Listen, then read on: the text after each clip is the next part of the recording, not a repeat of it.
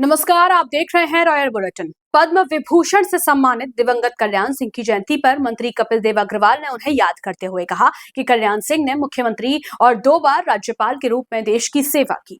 निश्चित रूप से मैं भी आज इसी काम के लिए लखनऊ पहुंचा हूं। आदरणीय कल्याण सिंह जी हमारे मुख्यमंत्री रहे,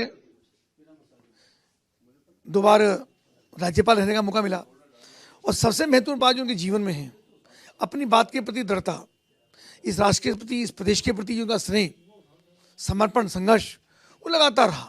एक जमीन से जुड़े नेता जो किसानों की, मजदूरों की, श्रमिक की, व्यापारी की, उद्यमी की, किसान की लगातार बात करते थे, जननायक ऐसे कल्याण सिंह जी। और जब उनको राम जन्मभूमि मंदिर के कारण से जो ढांचा ध्वस्त हुआ और जब बहुत सारे लोगों ने अधिकारियों को दोषारोपित करने का काम किया, तब महत्वपूर्ण बात यह है कि कल्याण सिंह जी ने कहा कि जिम्मेदारी मेरी है और जो कार्रवाई करनी है मेरे खिलाफ करिए। ये जिम्मेदारी का निर्वहन करना दृढ़ता के साथ हम सब उनके कायल हैं। और मेरे लिए ये सौभाग्य है कि प्रतिबंध लगने के बाद जब राष्ट्रीय स्वयंसेवक संघ पर प्रतिबंध लगा और प्रतिबंध लगने के बाद एक बड़ी जनसभा में मुजफ्फरनगर वो आए, तो उसमें मेरे समाचार पत्र अखंड धारा का उन्होंने लोकार्पण करने का काम किया, विमोचन करने का काम किया। और प्रतिबंध काल में उस समाचार पत्र का प्रकाशन शुरू हुआ, तो मैं भी उनके साथ जुड़ा रहा हूँ। मेरा भी सौभाग्य है कि उनके सानिध्य में हमको काम करने का अवसर मिला।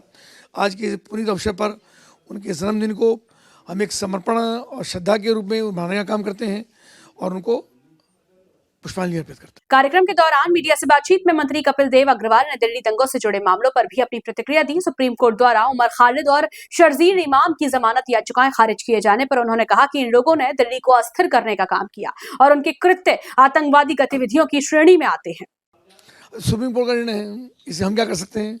पर जिस प्रकार से इन दोनों लोगों ने, चाहे उमर हो, चाहे शर्मिल हो या अन्य लोग हों, जिस प्रकार से दिल्ली को दिलाने का काम किया, आतंकवादी घटना को देने का काम किया, आज बस शिक्षित लोग इस काम को करने का काम करें, तो निश्चित रूप से ये देश के लिए भयावह दृश्य है।